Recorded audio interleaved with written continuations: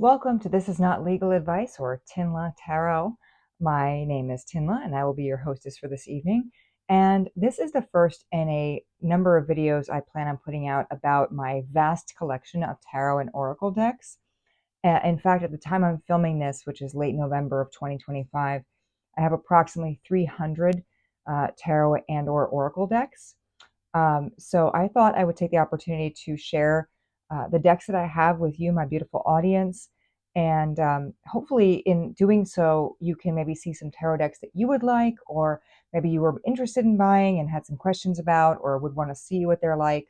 Maybe I can just share my collection with you and you find it entertaining. So, what I'd like to do is start this first video with sort of an origin story.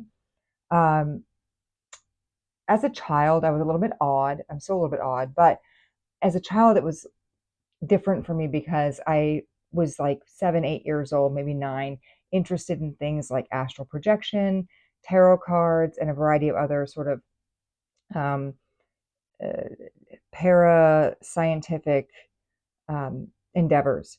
And, I was very interested until a certain age, and I kind of put that aside and moved on with my life and got into the real world.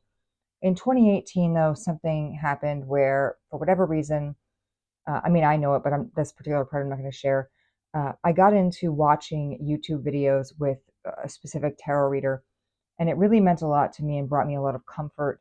And so it sparked or re-sparked an interest in the paranormal, or sort of this intuitive, um, extra sensory um, way of seeing things. And again, I was very into it, and then I put that away. I went about my spiritual journey, my own personal spiritual journey, in other ways besides tarot.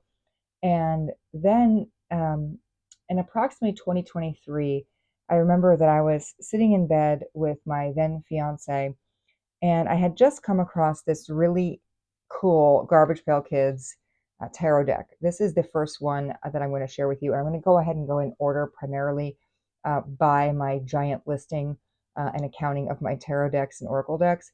But anyway, I was always in love with the Garbage Pail Kids as a kid, back when dinosaurs roamed the earth. And I just thought this was so cute.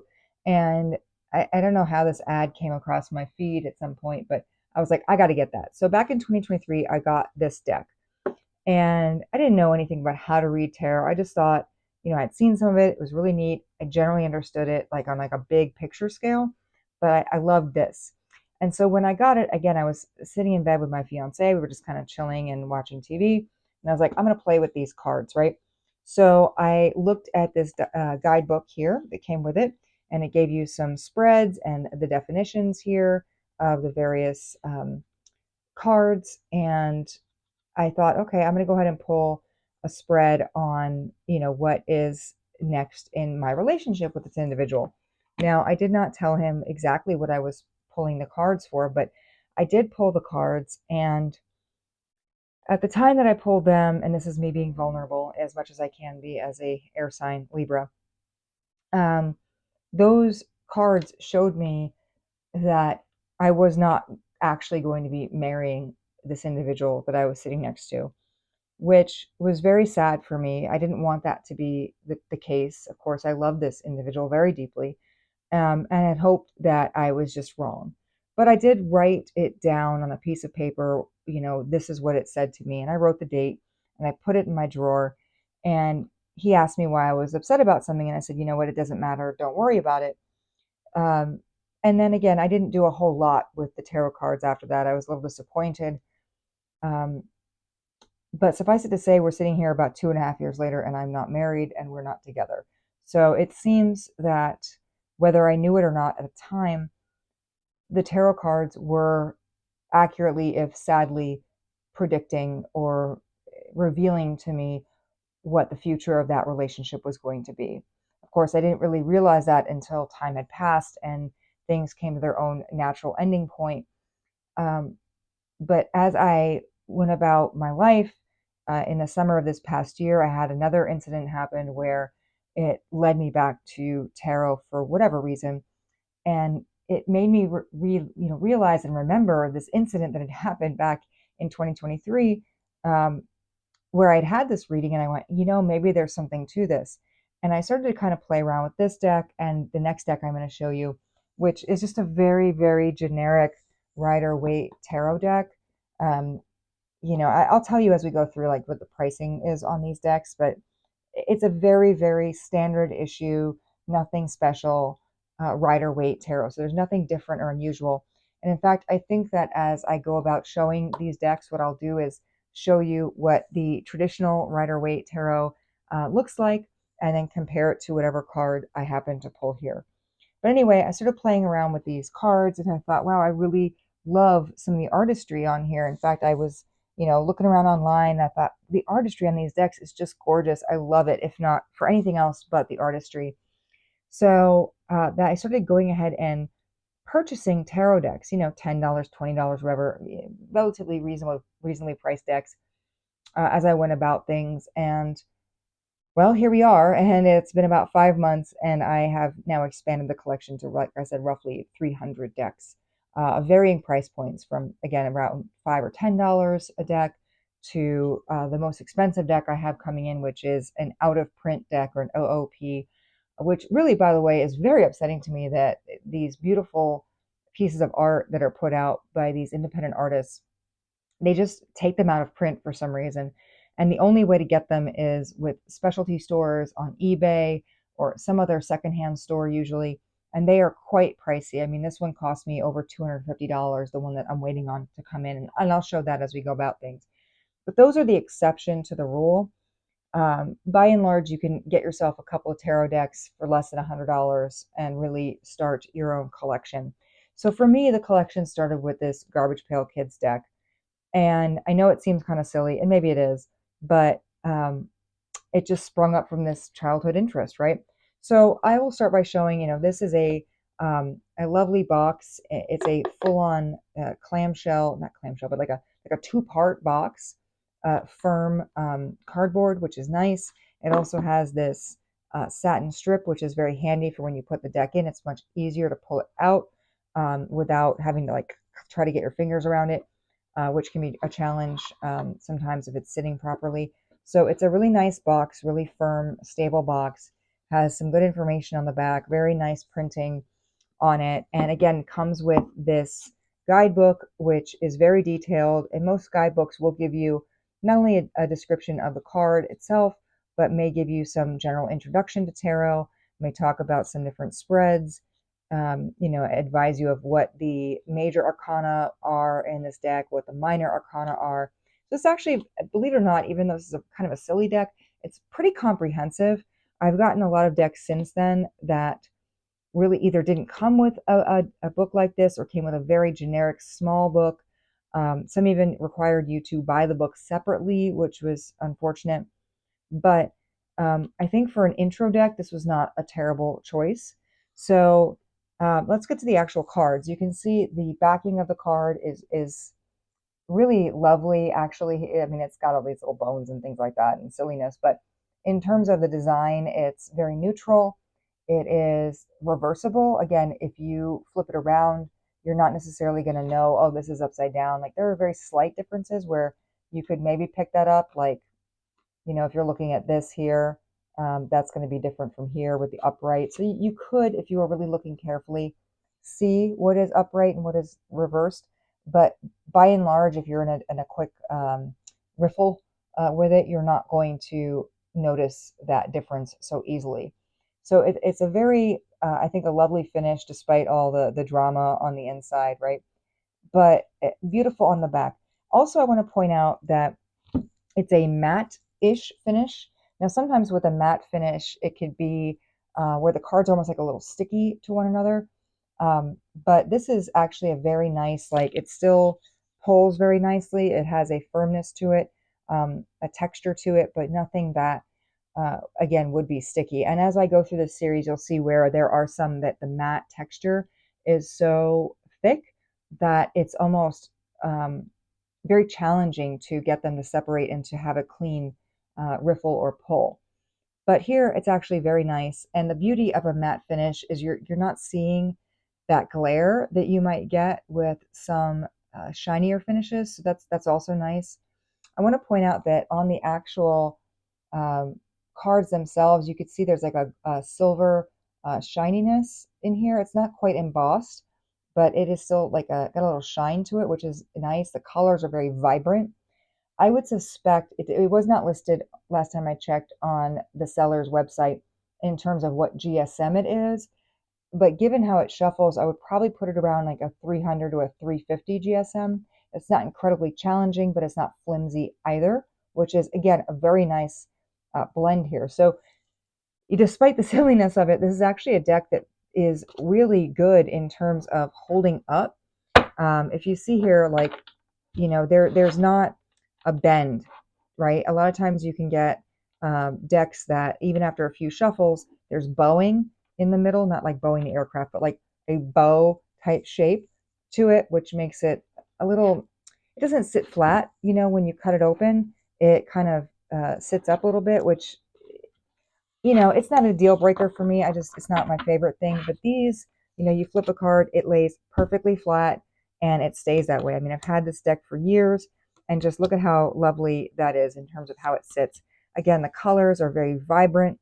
Even though the subject matter is a little, unserious, they are really great interpretations of the Rider-Waite.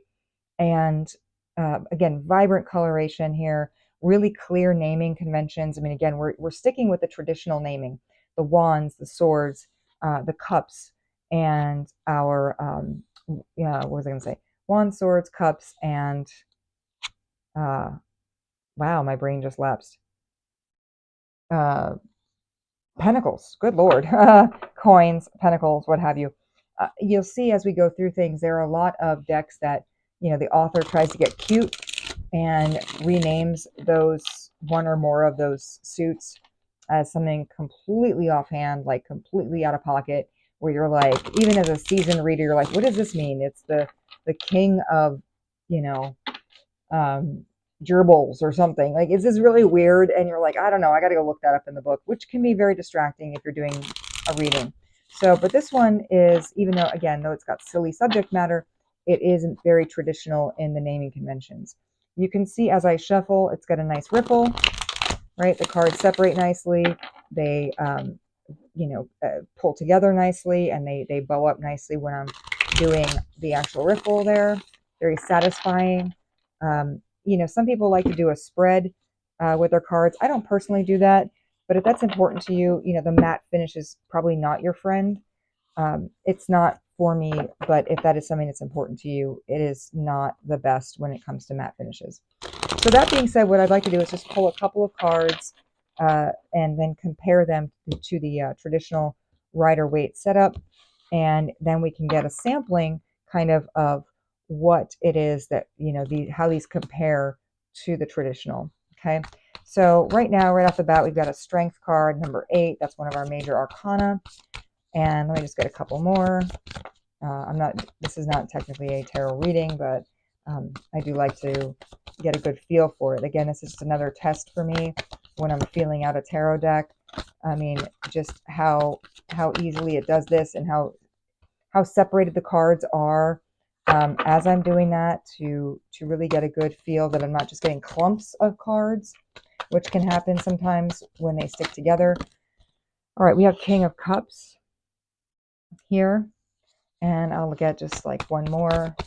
A lot of times, again, when you purchase these cards on any seller site, they'll show you some of them, or specific suits, or maybe the major arcana, but you don't get like a good sampling, so it's not necessarily helpful. All right, we have 8 of Swords. Okay, and here's another nice one. We'll just go ahead and slide that over.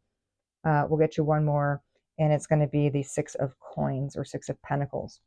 So let's go ahead and line those up nicely so you can see them really well. And like I said, I'm going to compare those to the standard Rider-Waite tarot. So when it comes to strength, our number 8, and I'll say it now, but I'll probably repeat it in other decks. In many, many decks, most decks even, because it's based on the Rider-Waite, number 8 is going to be strength. There are some decks where strength will be switched to number 11, and number 11, which is traditionally justice, will be switched to number 8. I have to look into why that is, but just know that it happens. In the traditional, though, it is 8 for strength. Then we have the King of Cups, which is right here. The 8 of Swords, right there. And the 6 of Coins, or Pentacles. Again, very similar naming. Nothing like the, 6 of Squirrels or something crazy. There you go. All right. So, as you can see, there are these similarities here. Again, strength, obviously, you've got this little person here who's, very muscular, very built. This card, though, and traditionally the strength card does have this lion involved in it, some kind of large cat in any event. And the infinity symbol, those are pretty common to find in the card. Here we don't see that cat energy. We don't see the infinity symbol. So that is a difference on this. But it is giving you that impression of strength. King, I know it's not completely out of sorts. The King of Cups, you've got here 2 cups, one in each hand, and of course a crown, and usually like a body of water where it is sitting. You can see here, same thing. It's an alligator, yes, but 2 cups, or a cup and a scepter rather, and then in water, and again, crown, that sort of thing. And it's got little hearts on the crown here to remind you that cups are that energy of emotion. And again, we have like fish flying around, and there's fish in here as well. 8 of Swords, which is your air energy. It's an energy typically of being or feeling trapped in your head, which is why we have this person who is sort of tied up, but could exit if this person wanted to. They could walk away from this sword entrapment. And we have here a spider that could step away also from these swords. And escape if it wanted to, but it seems that it's not possible. And we do see here it's a Black Widow, it looks like to me. So it's carrying over some of that feminine energy, an energy of like menace. So, there are a lot of similarities here. And it almost looks like this Black Widow spider has like the blindfold over its eyes, the same way this person does in the traditional Rider-Waite. So again, a lot of similarities, but also unique features. In the 6 of Coins, it's usually an energy here, as we can see, of there's the scales of justice, there's equal give and take, there's generosity, giving to the poor. Here we see an elderly woman giving to a person of lesser means, and you can see there's like the same sort of split in terms of equality, but I'm not seeing the scales of justice here. I'm not seeing necessarily, this one has 2 people, splitting sort of the bounty that's being shared. And you can see, by the way, see the glare on that with this shiny finish. Anyway, you can see 2 individuals here. There is one in green, which is similar across here. But again, by comparison, look, we've got our matte and we've got our shiny. See that? Similar thickness, though, I will say this one's a little bit thicker than this, but not by much. You want to have a sturdy GSM, but nothing that is going to be so thick that it makes it a challenge to shuffle sometimes. I mean, you can get those, and sometimes like you really don't have a choice, but it is something to consider when you're looking at tarot decks, especially if you have a limited budget and you only have so many decks that you can get at a time. I don't want you to get them and be disappointed that, oh, I can't do a cute riffle or spread out cards. I'm hoping to help you find a deck that works for you. So, one thing I like about these not independent, but like cards that deviate from the Rider-Waite is, yes, you have themes that are similar, but the deviations allow you in the course of readings to see different things if you're reading intuitively rather than strictly by the book. In this case, for example, we don't have the cat here, we have it here. But we do have like a little butterfly looking thing. That could indicate to you, for example, in a reading that you've got sort of an energy of, rebirth or change, whereas you're not really seeing that here. Here you might have more of an infinity sense. This person's looking more at the reader, whereas this person's eyes are closed. These are all features that I would be looking at. Here you've got in the King of Cups, the person's looking this way, whereas in the King of Cups here, it's looking that way and also a little bit forward. So if I'm doing a reading, it would say to me, for example, this individual is looking over at strength, but strength is looking over more toward something else. The blindfold here is consistent, but you might also see that there are four swords on each side here, more of an equal barrier, whereas here we have 5 and 3, and that says something different to me, where you have, 5 of swords is, an energy of a severe conflict, and 3 of swords is heartbreak. So if I'm looking at this card, this individual maybe is surrounded by heartbreak and struggle, whereas this spider is surrounded by 4 of swords, which is, two different energies here of moving into more of a position of rest, of healing, of recovery. This person maybe is staying here, or the spider in this case, the person you're reading for is staying in this position, maybe not so much because they have to or are troubled by leaving, but because they are choosing to, and they're in a place of recovery and rest. And then here, it's, you've got one person giving to another, not one person judiciously giving to two, which can say to you as a reader, um, this is like a cycle almost, versus this very even give and take. This is a choice. This person's giving to the one person. It's an elderly person giving to more of a youthful person. Um, it's maybe I'm looking at this as like sharing the wisdom of the ages, passing along wisdom. Whereas this person is almost makes me think of like a tax collector who is giving a refund here and here, like, oh, here, have some of your money back. So each of the decks that we talk about in the course of this series that I'm going to do, you'll see that the differences, and we'll point out the differences in terms of the traditional Rider-Waite, which again comes from this deck, which is one of the first decks that I got. You'll see the differences. I'll show you the differences between the specific characteristics of some of these cards versus the Rider-Waite traditional, and hopefully again that will help you as you progress in terms of what speaks to you, because ultimately it's a matter of what speaks to you.